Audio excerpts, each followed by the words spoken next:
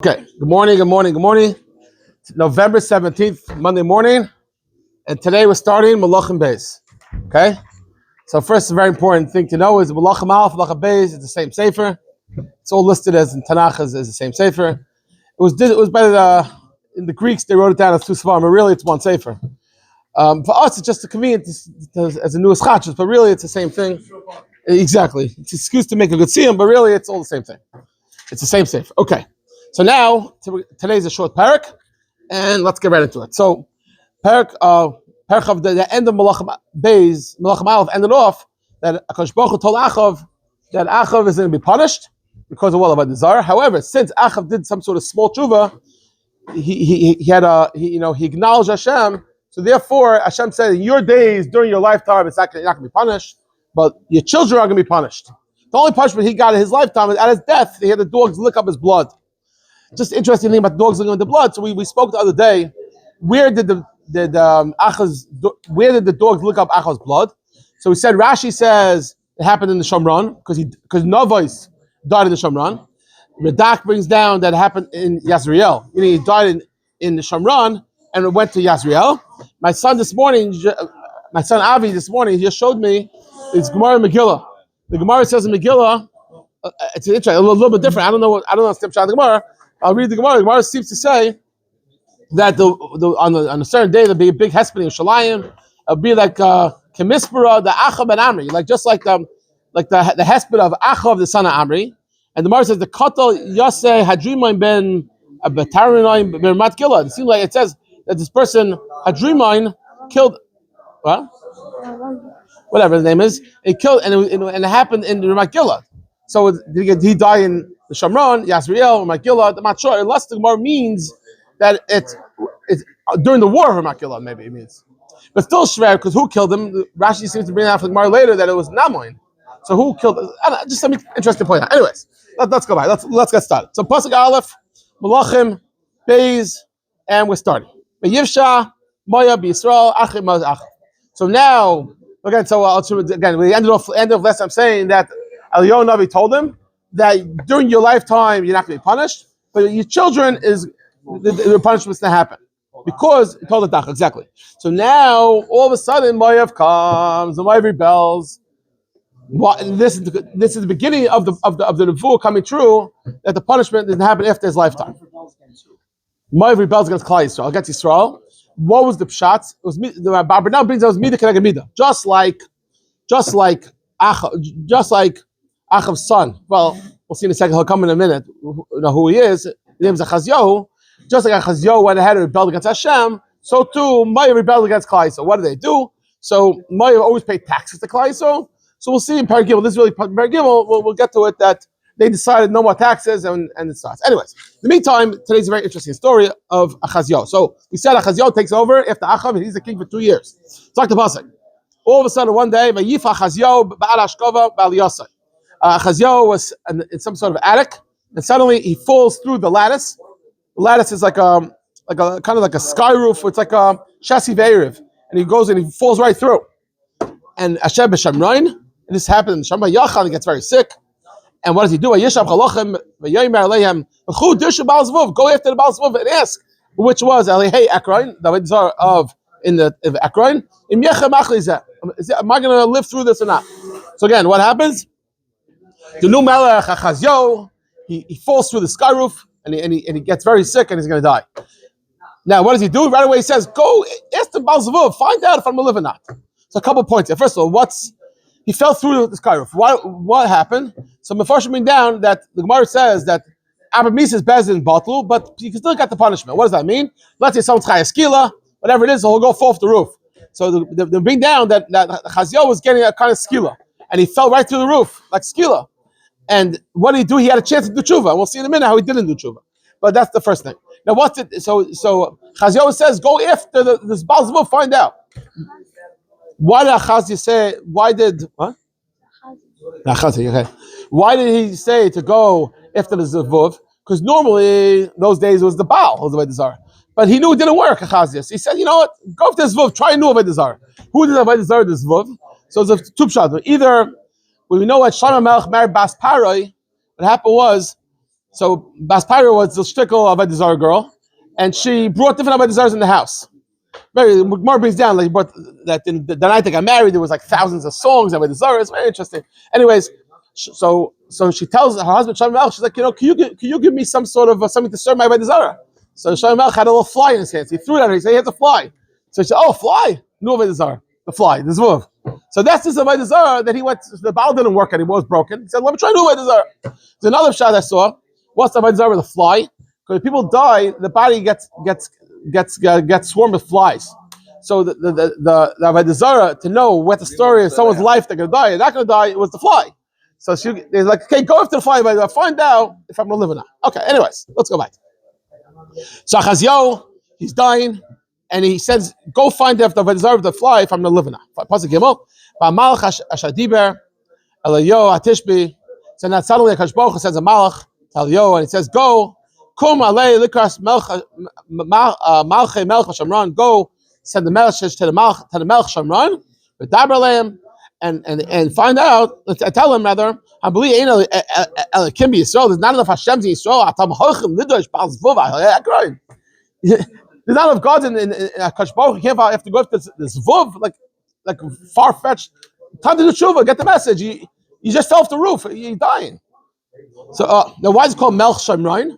Go ahead, right? So some first say it's like a derogatory way. Melch Shamron, you call Melch Yisrael. Melch Shamron. It's like okay, fine. Okay, so again, Ahazyahu falls down. He's injured, and now he goes. He says to go after to find out from the Avodah Zara what's going to happen. And Eliyahu HaNavi intercepts him, and it says, "What are you doing?" Okay, Pasuk down. Hashem. Eliyahu HaNavi says that Hashem says, Hamita Sha'ol Elisa Sham. This bed that you are now, like say Meno, you're not going to get up for it. Kimois Thomas. And then Eliyahu leaves. Again, what happened? He said, "This is going to be a deathbed. You're being punished, and you're going to die on this bed." Just bring down, very interesting. All bring down. Why is Eliyahu's name without a vav? So there's 5 places in Tanakh it says Eliyahu without a vav, and this is one of them. And the next few psukim as well. So they bring down, the reason is because we have in Chumash, we have Yaakov's name with the Vav instead. It says Yaakov, Yud Ayin Kuf, Vav Vez. It has a Vav there. So they all bring down that the Vav left Eliyahu, went to Yaakov, and Yaakov, he took it kind of as like he called it as some sort of collateral that Eliyahu, was going to be Mashiach, he's going to be the Goyal. So he says, he took the Vav from his name to hold on to it, that Eliyahu and to come back, and he's going to be the Mashiach. Anyways, so now the messages are coming back to Ahazyahu. Why come back so fast? You just left. Like that was pretty quick. Okay. He told them, Ish Allah a certain person met us on the way. He told he said, go tell the Melech Hashem that Kadosh Baruch Hu said, I believe Elikim Yisrael. There's not enough Hashem in Yisrael. You have to go after the fly of the Zara. Okay, Akron. And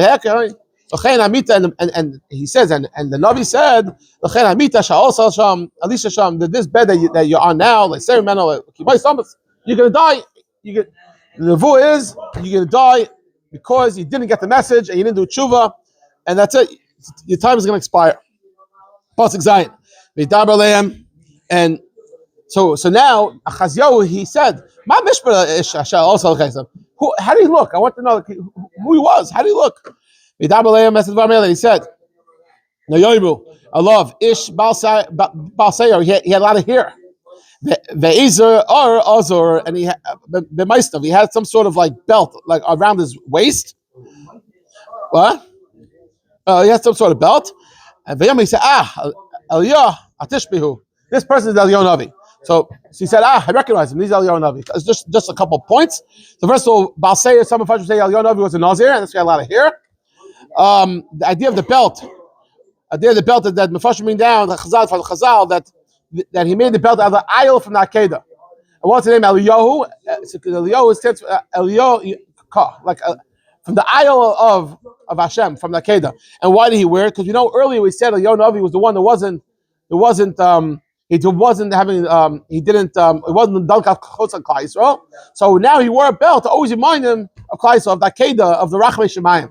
That's the Ulma Farshim down.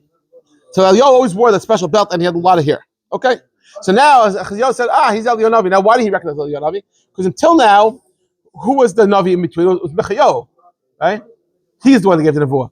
But now, the the first nevuah came through Eliyahu HaNavi, the story that he said that I think that's up shot. He said that the first nevuah of that the blood's going to lick it up because of that. So now the end of the punishment that his children is going to go through his children, it's all going to go through that. So that's why Eliyahu HaNavi is when he came back. But Mitach, Eliyahu wasn't around, so therefore he didn't recognize Eliyahu HaNavi. It's just like Pashup Shah, and therefore he had to ask him who he was and to identify who he was. Okay, how's it does? But Yishach love. So now Ahazyahu is upset. So he says, I want to kill Eliyahu HaNavi. So he sends to Eliyahu HaNavi, he sends 50 people. I'll just say it outside, then we'll get inside. He goes ahead, he sends 50 men with a leader on top, and he says, go to him and go kill Eliyahu HaNavi.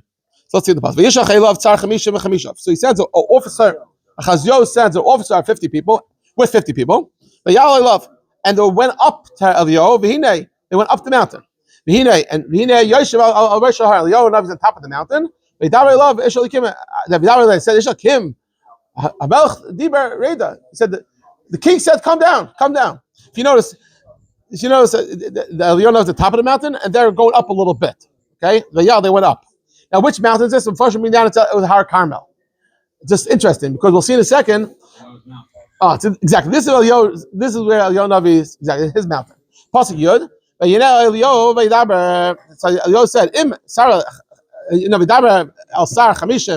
said, he told them, if you call me Ishalikim, he says, if I'm Hashem, a fire should come out from Shemayim, it should go swallow up and kill you and the 50 people. And what happens? A fire comes down, and it kills them, wiped up. So going with the pshat that's Eliyahu over Har Carmel, this is some of Farshim down that there's certain Nevi'ai Baal that weren't killed yet. So now Eliyahu HaNavi, we know now we killed the people. Right, all the faults of Eve. He threw them in Nach Kisha, the pasuk says. So now the same idea. Fire came down from Har Carmel, killed some more people. Right there. Okay. So now the people who want to kill Eliyahu HaNavi, they're dead. So once again, Ahazyahu goes ahead and sets another 50 people. But this time, instead of going up the mountain, they did it from the bottom. They called. And they called loud to Eliyahu HaNavi. They said, Ishalikim, Kayim Malach, Meir Reza, quickly come down. Exactly. He doesn't get the message. He gets now strike two now. What happened? If I'm a man of Hashem, in other words, if I'm really a man of Hashem, I'm going to tell Hashem to do this. Let's see, a fire should come down and kill you. A fire comes up from Shemayim, and boop, dead. So now strike two. 102 people are killed from Ahazyahu. Okay? For now, Ahazyahu sends a third group. Okay? So now the third group comes, but this time they decided instead of calling Eliyahu HaNavi down, we're going to go be machli ourselves. Now, if you realize these people are shluchim for the Melech, so they have to go, but this time they did it differently. They battled on their knees, tell Eliyahu, and they begged Eliyahu, and they said, Ishalikim tikra no nafshi, you Ishalikim. They said, please, don't kill us, have a chmanas on us. Nefesh avcha al chamishim and beinecha. Have a chmanas on us, and we don't want to be like the. You read, and he said, you read the Eish Hashemayim Enuchal as Shnei Sar Chamishim Avshayim as Chamishim. Don't kill us like a fire killed the original 50. Ata take a nashi beinecha and what and have a chmanas on us, have a chmanas on our eyes, and don't kill us. I don't know. It sounds very like the MS, like a time of Ahazyahu. It sounds very interesting. They had groups of 50. It sounds like an army battalion was sent by Ahazyahu to go ahead and to kill Eliyahu HaNavi, to bring him and kill him. So The battalion was a battalion of 50. That's what the pasuk says. So he came to kill him, but he shouldn't. He came to kill him instead. He should let them kill him. Right. So he went ahead and he killed him. Why did Nagy No. So this third group, very good. So this third group, they came from the Melch. They had to go because the Melch sent them. But at the same time, they didn't want to die either. So they're like, listen, we're from the king, but just have rachmanas on us. They were machni themselves. That's the point. The first time they're like, Eliyahu HaNavi, come down. The king wants you. No, Eliyahu HaNavi doesn't do that. But if you have rachmanas, you machni yourself, then it works. So now, what happened? So now Malach tells Eliyahu, come down. It's okay. You won't die. And he came down. Eliyahu HaNavi comes down to talk directly to the king. Now, it's interesting. You see Eliyahu HaNavi, on one hand, Eliyahu HaNavi is a Navi, he does all these magical things. On the other hand, he's scared of Ahazyahu. Like, what's the pshat? So the answer, I saw somewhere that Eliyahu HaNavi has to run in two different ways. On one hand, he's Eliyahu HaNavi, he's the Malachim, and he goes above nature, above the normal supernatural. On the other hand, he's in this world, so he has to act on a physical way. On a physical level, he can't put himself into sakana. So if the king is calling him and he knows he's about to kill him, so he has to hide, and that's why he hides. So he's interested how he's going between the two worlds. On one hand, he's like that. One hand, like that. Anyways, later. Okay, so Eliyahu HaNavi now meets Ahazyahu. Okay. And he tells him, he's not afraid, because Hashem told him to go. He said, Baal-Zevuv, since you went ahead and you didn't get the message, and I did everything for you, and you still didn't get the message. You know what's going to happen? And he says, you did that, there's no Hashem's to ask you questions to. Like the first thing, you fall off the thing, you think maybe you get the message. No, you go right with the Zara. The bed you're on now, you're not going to get off that bed. You might stomach, you're going to die. This is your deathbed. So you think maybe you get the message. You still didn't get the message. You didn't do tshuva. And what happens? The story ends off. A yamas, he dies. Kizvar Hashem, like Hashem said. And okay, so now Ahazyahu dies. Done. What's next? Yehoram Tachtov. And now Yehoram takes over, which is his brother. Because we'll see in a second. The Yehoram, and that was the second year of Yehoram. Now, why did he take over? Because he didn't have a son. So since he didn't have a son, therefore his brother took over. And now the pasuk goes off. But yes, if you want to hear more about the story of Ahazyahu, I'll say for Divrei Yomim. Because we know Malachim written by Yirmiyah is not a sefer of history. It's not a history book. It's a sefer about Navim. It's a sefer about Malachim. It's a sefer about Schar V'Einish. So therefore, that's what it talks about. If you want to hear stories and all these type of stuff, you can go to Divrei Yomim, which we said it's not the Divrei Yomim from Ezra because that was much later. Those days they had a special sefer Divrei Yomim and of Nach Israel, and then you get all the information about more about Ahazyahu. Okay, tomorrow we'll do Perek base. Have a nice day.